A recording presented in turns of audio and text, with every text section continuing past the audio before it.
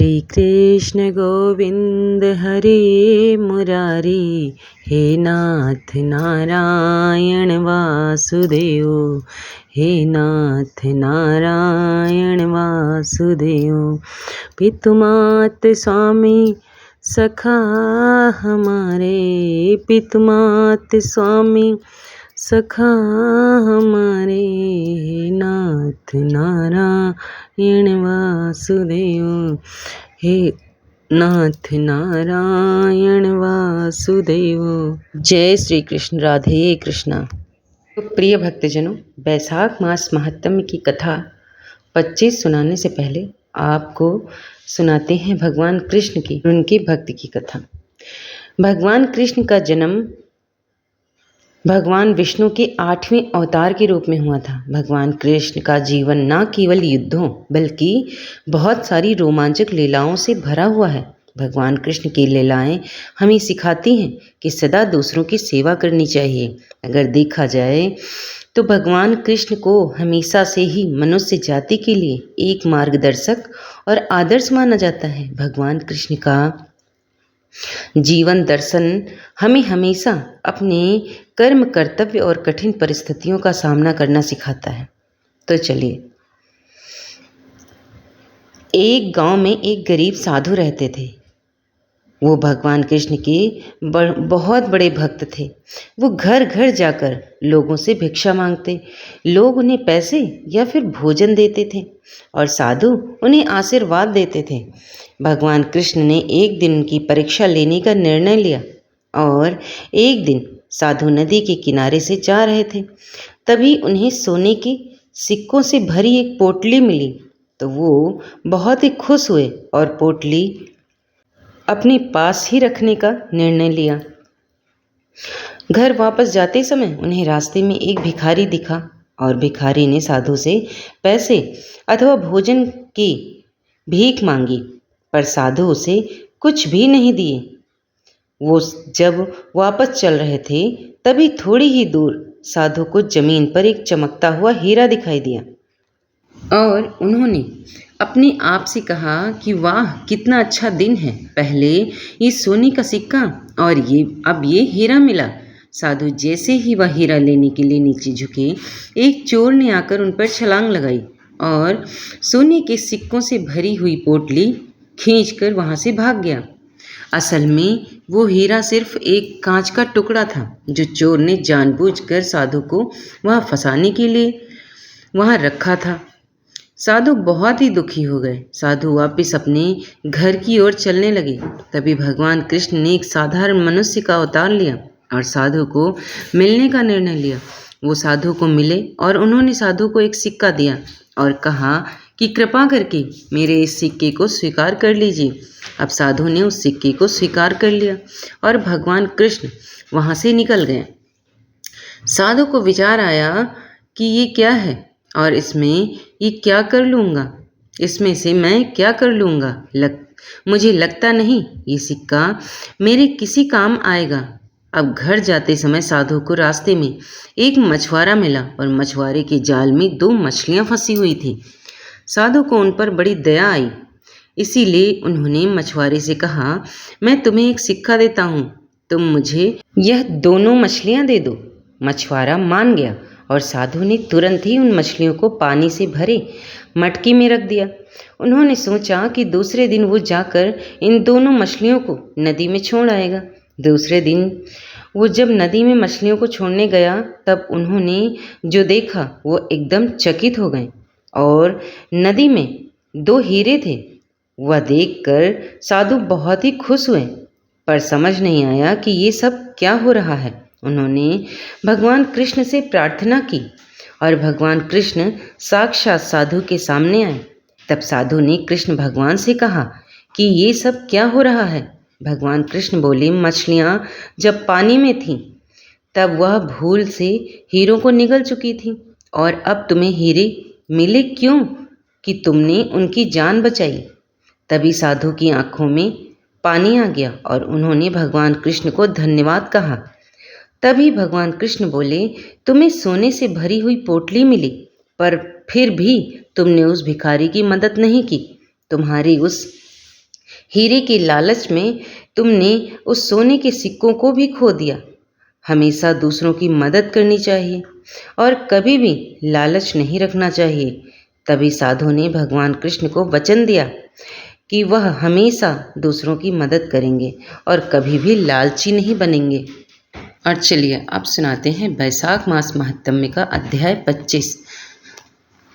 श्रुतदेव जी कहते हैं, राजेंद्र, बैसाख मास के शुक्ल पक्ष में जो अंतिम 3 त्रयोदशी से लेकर पूर्णिमा तक की तिथियां हैं, वे बड़ी पवित्र और शुभ कारक हैं। उनका नाम पुष्पकारिणी है। वे सब पापों का क्षय करने वाली हैं। जो संपूर्ण बैसाख मास में स्नान करने में असमर्थ हो, वह यदि इन 3 तिथियों में भी स्नान करे तो बैसाख मास का पूरा फल पा लेता है। पूर्व काल में बैसाख मास की एकादशी तिथि को शुभ अमृत प्रकट हुआ। द्वादशी को भगवान विष्णु ने उसकी रक्षा की। त्रयोदशी को उन श्री हरि ने देवताओं को सुधा पान कराया। चतुर्दशी को देव विरोधी दैत्यों का संहार किया और पूर्णिमा के दिन समस्त देवताओं को उनका साम्राज्य प्राप्त हो गया। इसलिए देवताओं ने संतुष्ट होकर इन 3 तिथियों को वर दिया। बैसाख मास की ये 3 शुभ तिथियां मनुष्यों के पापों का नाश करने वाली तथा उन्हें पुत्र पौत्रादि फल देने वाली हों। जो मनुष्य इस संपूर्ण मास में स्नान ना कर सका, वह इन तिथियों में स्नान कर लेने पर पूर्ण फलों को ही पाता है।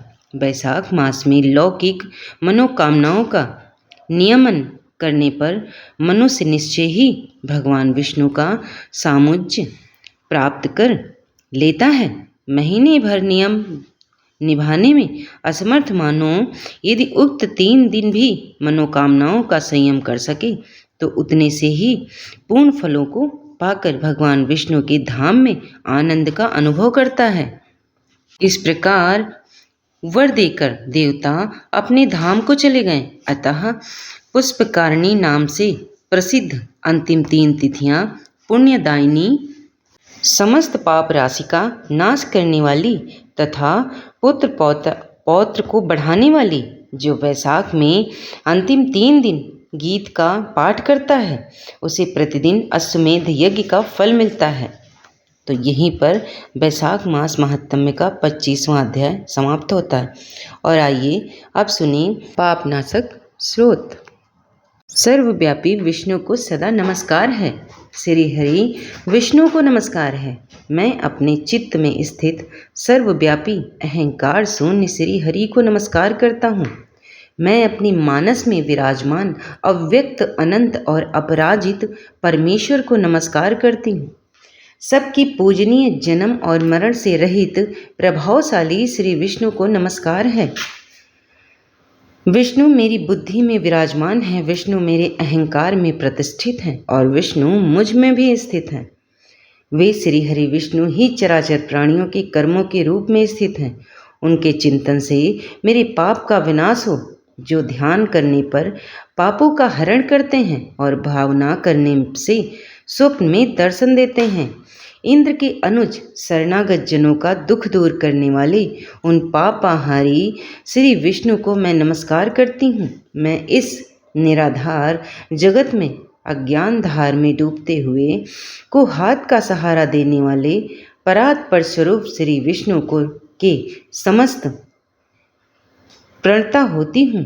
सर्वेश्वर प्रभु कमल नयन परमात्मन ऋषिकेश, आपको नमस्कार है। इंद्रियों के स्वामी श्री विष्णु, आपको नमस्कार है। नरसिंह अनंत स्वरूप गोविंद, समस्त भूत प्राणियों की सृष्टि करने वाले केशव, मेरे द्वारा जो दुर्वचन कहा गया हो अथवा पाप पूर्ण चिंतन किया गया हो, मेरे उस पाप का प्रशमन कीजिए। आपको नमस्कार है केशव। अपने मन के वश में होकर मैंने जो करने योग्य अत्यंत उग्र पापपूर्ण चिंतन किया है, उसे शांत कीजिए। परमार्थ परायण ब्राह्मण प्रिय गोविंद, अपनी मर्यादा से कभी च्युत न होने वाले जगन्नाथ, जगत का भरण पोषण करने वाले देवेश्वर, मेरे पाप का विनाश कीजिए। मैंने माध्याह्न, अपराह्नकाल, सायंकाल एवं रात्रि के समय जागते हुए अथवा अनजाने में शरीर, मन एवं वाणी के द्वारा जो पाप किया हो, पुंडरीकाक्ष, ऋषिकेश, माधव, आपके इन तीनों नामों के उच्चारण से मेरे वे सब पाप क्षीण हो जाएं। कमल नयन लक्ष्मीपति, इंद्रियों के स्वामी माधव, आज आप मेरे शरीर एवं वाणी द्वारा किए हुए पापों का हनन कीजिए। आज मैंने खाते, सोते, खड़े, चलते अथवा जागते हुए मन, वाणी और शरीर से जो भी नीच योनि एवं नरक की प्राप्ति कराने वाला सूक्ष्म अथवा स्थूल पाप किया हो, भगवान वासुदेव के नामोच्चारण से वे सब विनष्ट हो जाएं। जो परम ब्रह्म, परम धाम और परम पवित्र हैं, उन श्री विष्णु के संकीर्तन से मेरे पाप लुप्त हो जाएं। जिसको प्राप्त होकर ज्ञानी जन पुनः लौट कर नहीं आते, वो गंध, स्पर्श आदि तन मात्राओं से रहित श्री विष्णु को वह परम पद मेरे पापों का शमन करे। जो मनुष्य पापों का विनाश करने वाले इस स्रोत का पाठन अथवा श्रवण करते हैं, वह शरीर, मन और वाणी जनित समस्त पापों से छूट जाता है एवं समस्त पाप ग्रहों से मुक्त होकर श्री विष्णु के परम पद को प्राप्त होता है। इसीलिए किसी भी पाप के हो जाने पर इस स्रोत का जप करें।